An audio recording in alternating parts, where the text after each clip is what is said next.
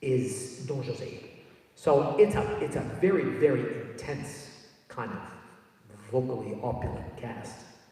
So it's, and of course, we don't have a chorus of, 85 singers like you'd find in, certain other large opera houses.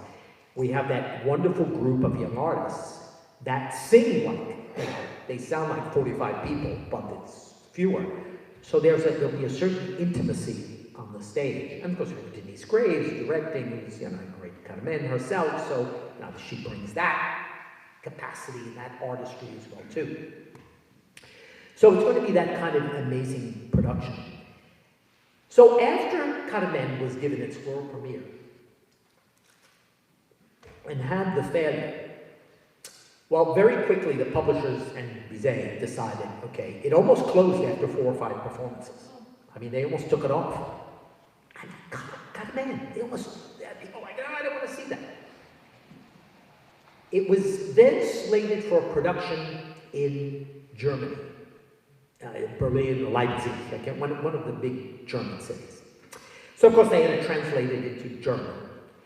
And now of course in the Opera Comique, it had spoken dialogue, a lot of it. And when they brought it to Germany, the idea was, no. We cannot have spoken dialogue here. Our theaters, it just won't work. We need to have sung recitative accompanied by the orchestra.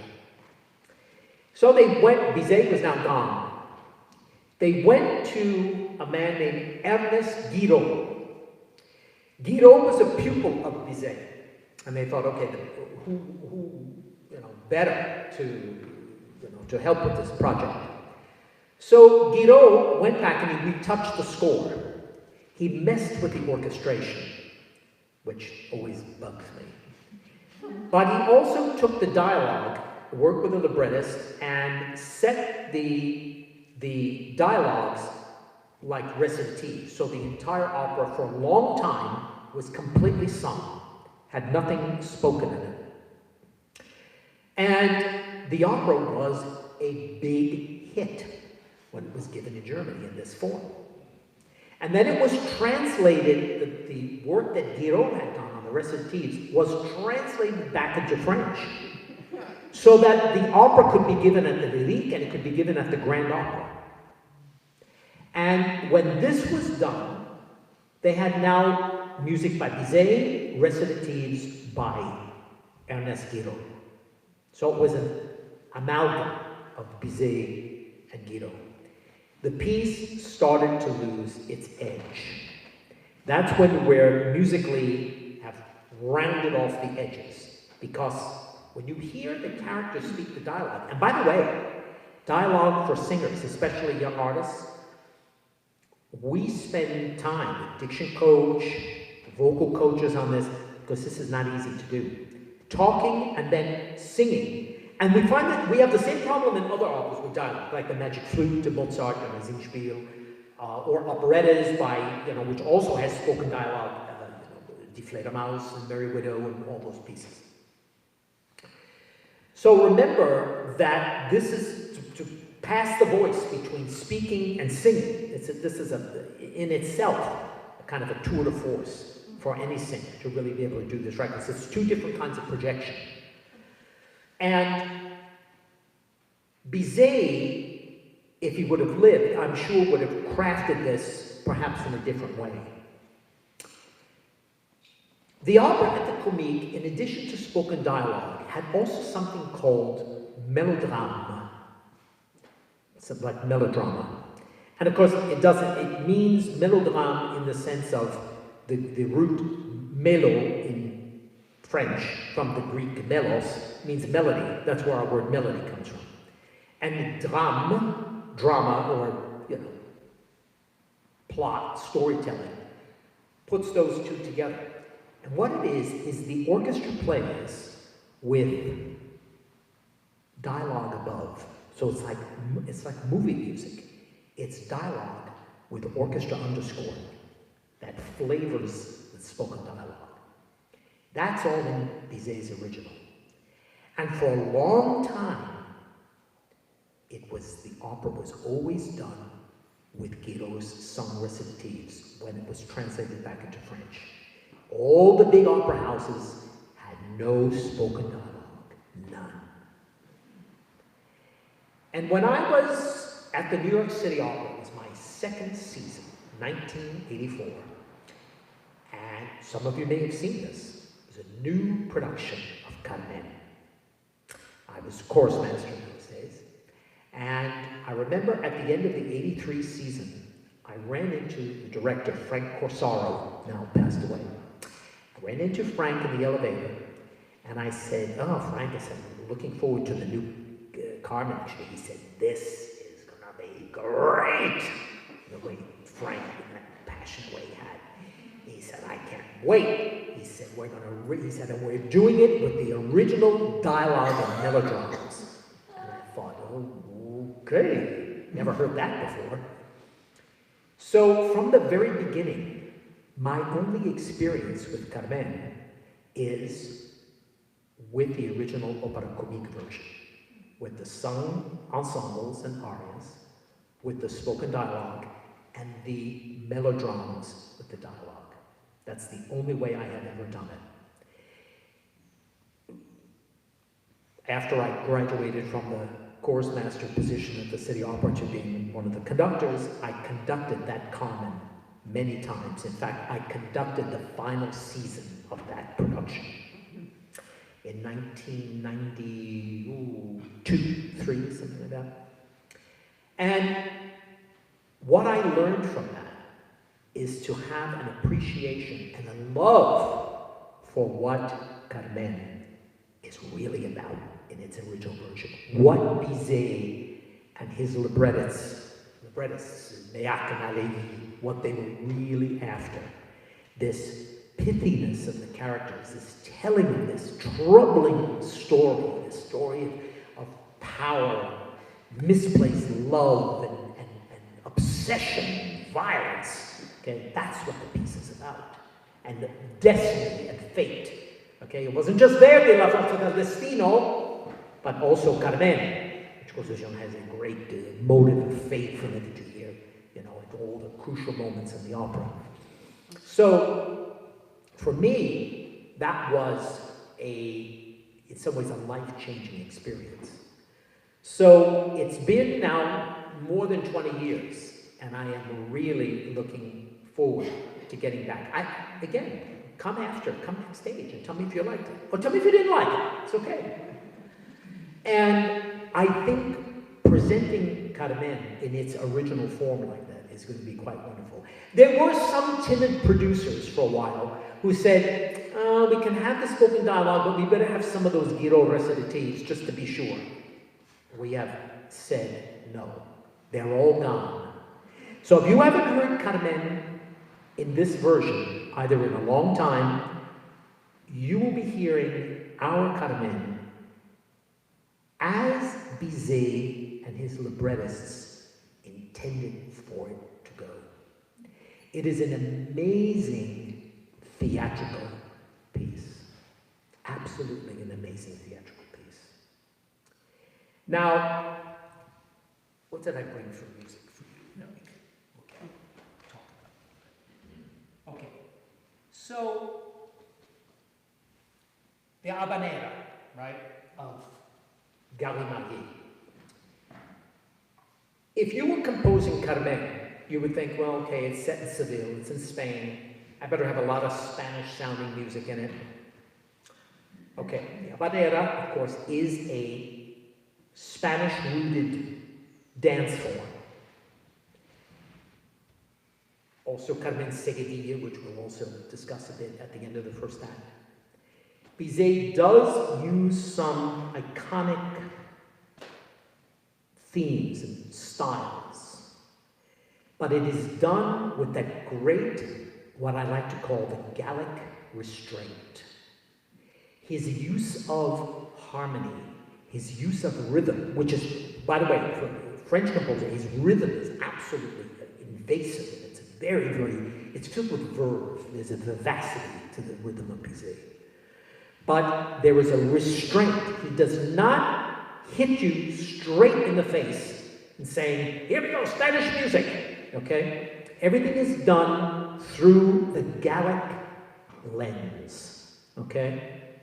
So Carmen, this passionate figure, this is an issue with Act One. This is an issue for me as conductor, because after that brilliant prelude, which is like kind of like a bull ring festival day march kind of thing, brilliant orchestra and cymbals, and after that, for the next 24, 25 minutes, the opera is all in moderate tempo. And it is very difficult to sustain the interest. I can tell at a performance, hopefully not mine, but I've heard some, and we're like 1 minute into the beginning of the first act when the singing starts, and I can just sense the detachment of the audience, the dégagé, and occasionally a nodding head, or a head going back, or a snore coming from somewhere, and I think, uh-oh, this is not good, this is not working. There is a tension in this kind of music that has to be found, and it is not easy to find. Carmen is one of the most difficult operas. I will tell you, up to now, I have not been satisfied with any, I shouldn't say satisfied, I have not been fully satisfied with any performance of Carmen that I have conducted up to now. I almost gave the piece up. When it came in the rep this summer, I almost turned it down. I almost said I'd do something else. I'm the music director, I can pick the two operas I want. And I thought to myself, no, this might, who knows? You never know when you do it, when might be the last time you'll ever do it. People say, oh, the Bohème, you do Bohème. Yes, I just did La Bohème. I did it twice this past season. Seattle, New Orleans. But I don't know. I may never get to do it again. Some I put the stick down at the last performance of production, and I say, wow, I wonder if that might be the last Bohème. It's the one I started with, and maybe it's, who knows? You just don't know. But Carmen, I think, okay, I've got to come back. I'm going to come back to this, and I'm going to get it right. So, please, cheer me on a little bit. You know what I mean? I need your support. Oh, okay. Thank you. All right. So, here's... Right? Habanera.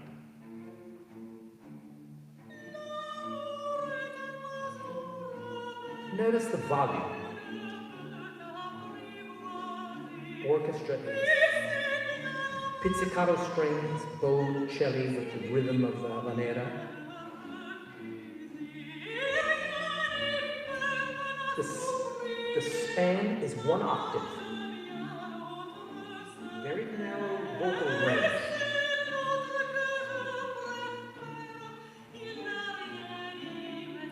Then the chorus enters. Tambourine tapping, there's also this triangle, you can't hear it in this recording, but it's there.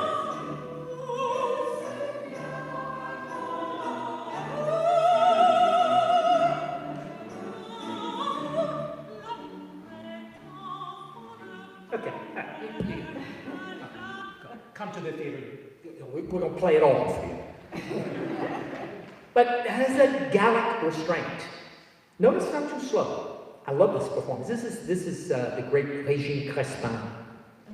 I remember years ago in San Francisco, the guest conductor, and she was there. She was giving a master class, young artists, and some mezzo brought this. And she sang, like, I don't know, a pianist started.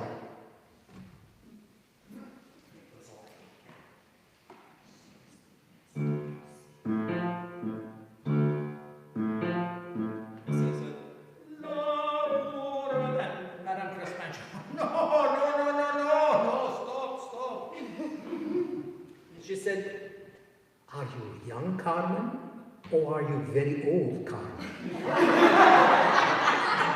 She said, my dear, she said, I sang Carmen. I don't want to tell you, she said, how old I was when I sang it the last time. She said, but I made them believe that I was a young woman, I never forget the persistence of Crespin with the right tempo.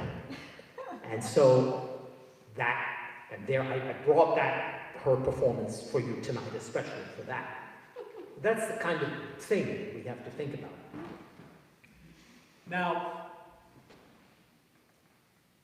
Bizet, of course, has other ways of evoking the color and heat of Spain, right? Either that way or this way.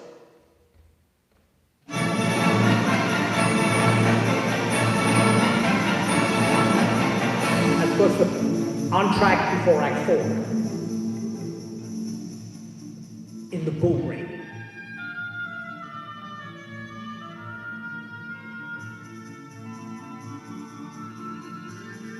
This is full of flamenco rhythm and flamenco harmony, influenced by Arabic music.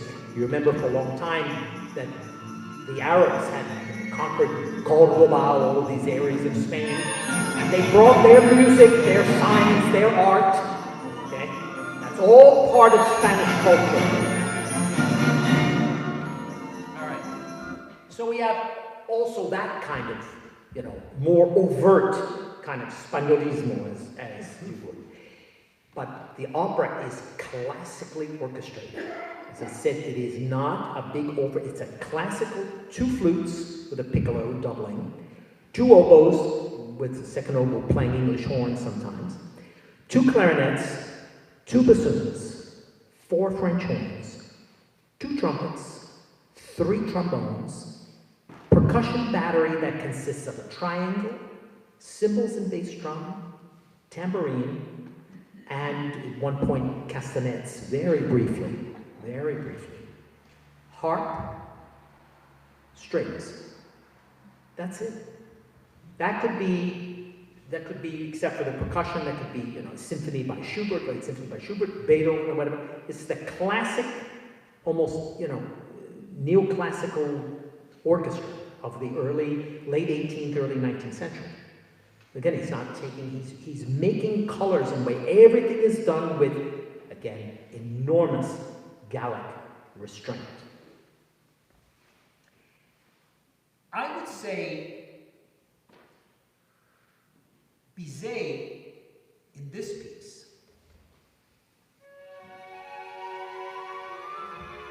This, of course, the Seguidilla, another Spanish dance form, the end of Act 1.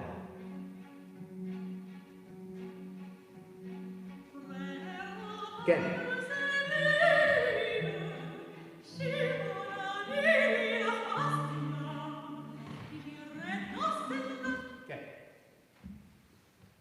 Bizet, with this aria, made an innovation in opera comique that had not ever been heard before. In the plot, she is tied up and she's been arrested, and she's been told by Zuniga that Don José is going to march her off to prison for inciting the fight and wounding Manuelita. So Carmen knows that she's got to escape.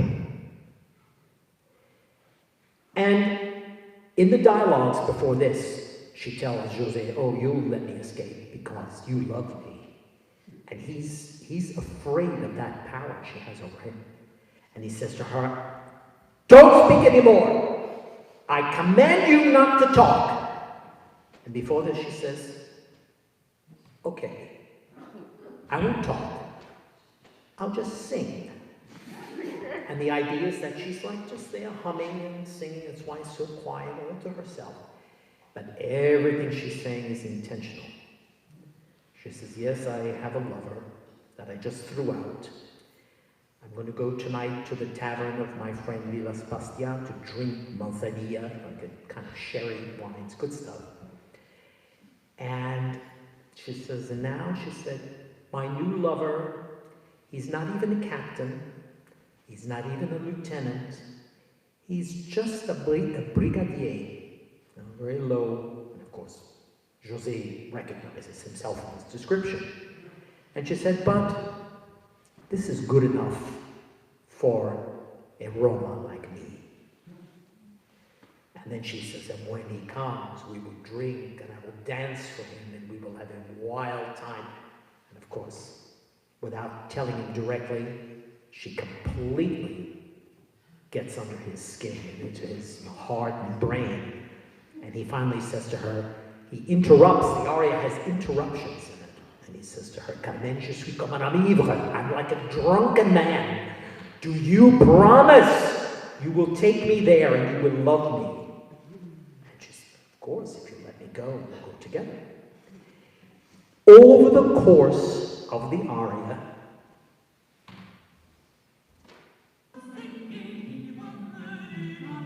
we go from a bound Carmen, seemingly powerless,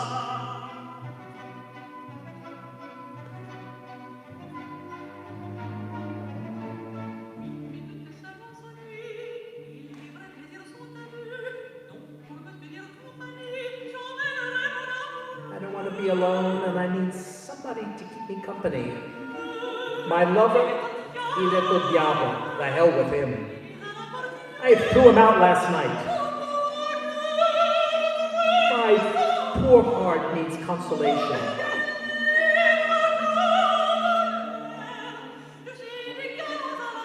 I've got boyfriends by the dozens. But here we are. The end of the week, qui veut m'aimer? Who wants to love me? If he wants to love me, I'll love him back. Again, that narrow vocal melodic compass. It's just like a laser.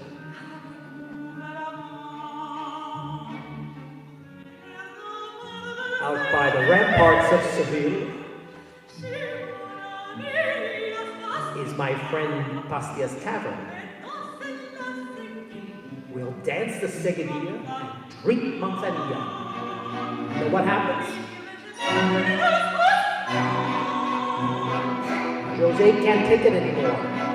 He interrupts. I told you not to speak. So I'm not talking. I'm singing to myself.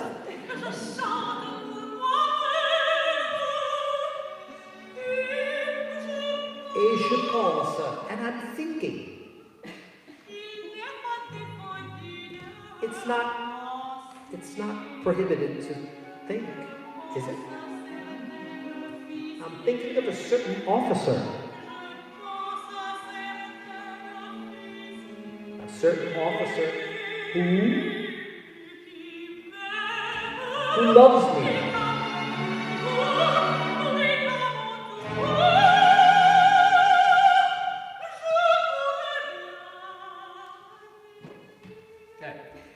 So, by the end of the aria, Jose has agreed to let her go and he unties her.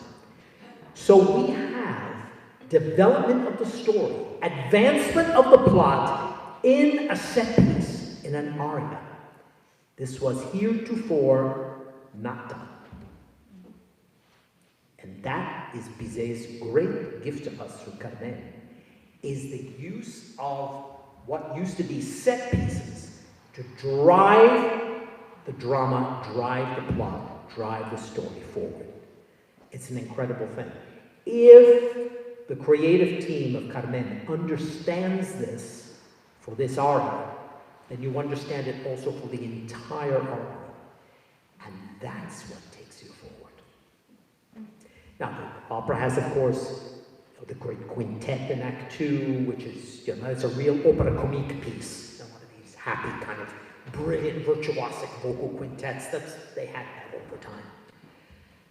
But what makes Carmen Carmen is this kind of dramatic innovation, this kind of marriage of music and text that was the hallmark of Bizet. Here he is at the age of 37. Finally gets it. And then fate intervenes and he doesn't live any longer. Imagine what else we might have had. We have regrets, like we do with Mozart and Bellini. But at least we have Carmen. And we should be grateful for what we have. But this piece, in this production, in this version, will be Carmen. And I'm telling this to the singers, the chorus, everybody. And I will tell it the first day I see the orchestra. You have to sing this piece, you have to play this piece like the ink is still wet. Not like, oh yeah, we played Habanera before. Oh, I played those on tracks before. Yeah, we played, oh yeah, Cardar, yeah, I know that. You've got to perform this piece like it was written this morning. And when you come at it with that kind of excitement, you will then bring the audience into it so that they will feel and understand the story in a new way, a way that is important for our time. The themes of Carmen are themes that are eternal. When you're around masterpieces of art and literature, Shakespeare, Verdi, Dante, Petrarca, Beethoven, Bizet, Mozart, okay, the list goes on. But what makes them so important and so special is because the themes are eternal. They can be heard by audiences 100 years from now and still be relevant. And that's why we do these pieces. That's what they don't come along very often. So we treasure what we have. But this is going to be a very special experience in the theater. Okay? If you have a ticket, well, first of all, if you don't have a ticket, you better get one. And if you have a ticket, I'm sure you're going to want another ticket. Maybe 3 or 4. Okay? That would be a good thing, if you can get it.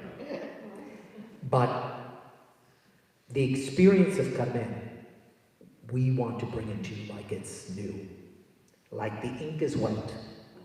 So you hear it with new ears, and you'll feel it with a new heart. Thank you for listening. Thank you.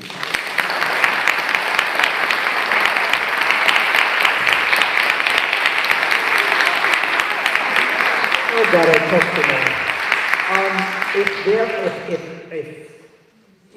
Wow, I hope we're not on fire. Is that, was this the kind of, is this, I smelled something burning, and I thought it was you. I thought it was an energy, like, oh my God, these people, they're on fire. And I thought, what have I done? I've set the audience on fire. If you have if you have questions, a couple that I can answer for you, or you know, something that I haven't addressed that you were dying to know, I'm happy to answer. Yes, ma'am. Well, actually, more of a comment.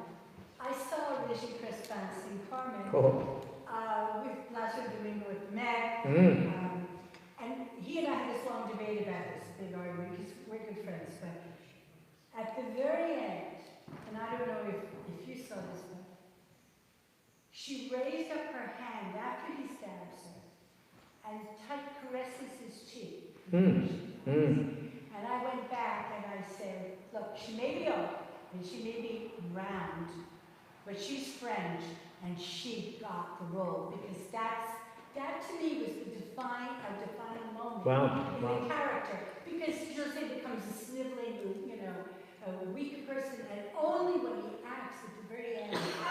And she raised up her hand as she's dying and caressed his cheek. Wow, interesting. Also, I was a friend of Frank Casaro. Oh my God.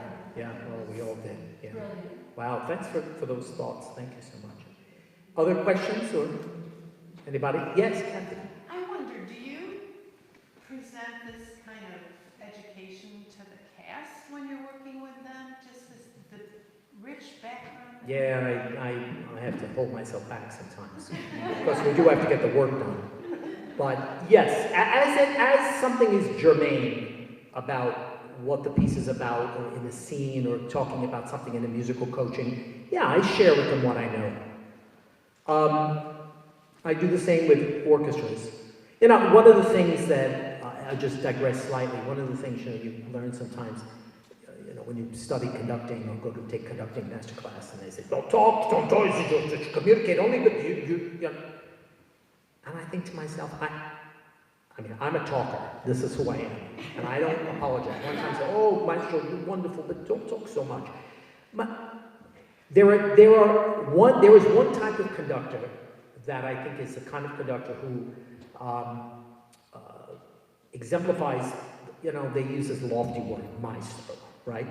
This is simply, maestro in Italian means teacher, okay? Use the term also for the person who teaches you elementary school, okay? And maestro is, the word master is buried in there, the Latin magister, which is a magistrate. Somebody who has studied and knows material and is willing to transmit the material. That's all it is. So I consider myself what I might call a teaching conductor. You know what I mean? My job is to transmit what I've learned, what I've studied, and my experience, and to share that. And if people are interested in it and they take it up and it helps their performance, great. If it doesn't, then, you know, don't take it. But yes, I do, on a more limited basis. Other questions? Yes? Going back to the original theater experience in Paris, was it accessible for a whole spectrum of the population? Yeah, that's a great question. I would say probably yes, because the theaters, you know, they had, and I mean, I'm not speaking, I'm generalizing a bit now, the theaters in Europe. You know, the boxes, you know, all those rings and rows and all that, you know, those were really the you know, premium seats. And then, you know, when you go to England, especially, like now we call it, oh, I'm sitting in the orchestra, meaning you're sitting at a level with the orchestra down below, but on that, you know, the Italians call that sometimes the platea. But in England, they've got the right word for it, the stalls. English-speaking countries in, you know, Australia, that's the stalls.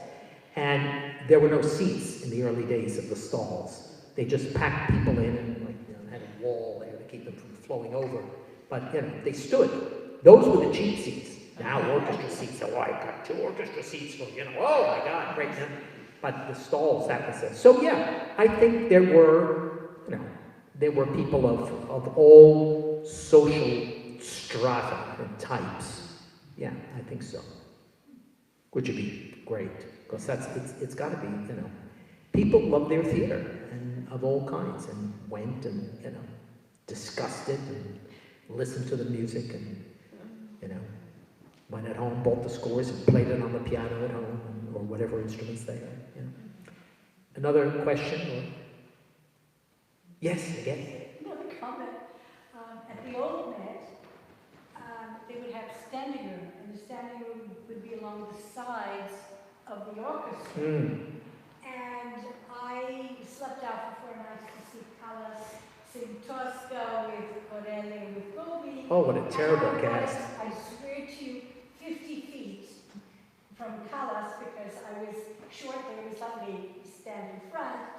And there she was, and there I was, and I held my breath for 3 hours. Oh my God, lucky you. Unbelievable experience, but I slept down, but my ticket was $1.75, and someone offered me $500 for it, and I said, no, I'm You sorry. didn't take it. Good for you. I love it. Wonderful. So we Wow. have that in New York, too. Yeah, sure. That's the experience, Yeah, you with the know. new Met, they stuck everyone in the... Now you know, I know. I stood back there myself many times. But the people who were in standing room were the real experts. Right. They Tell were me. like me. They I still did are. 6-7 nights a week for 25 years, and I saw everybody Absolutely. do everything. Yeah. But people who just sat in the office, they know I did. Absolutely. Yeah. No, that's a great thing.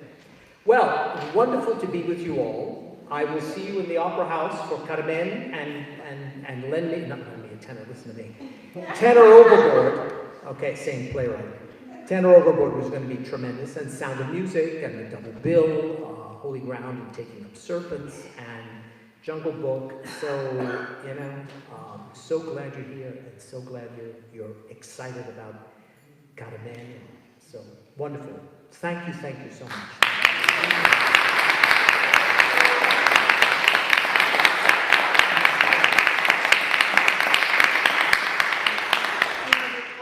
sounded great last summer, but I'm somebody who wants to see the orchestra.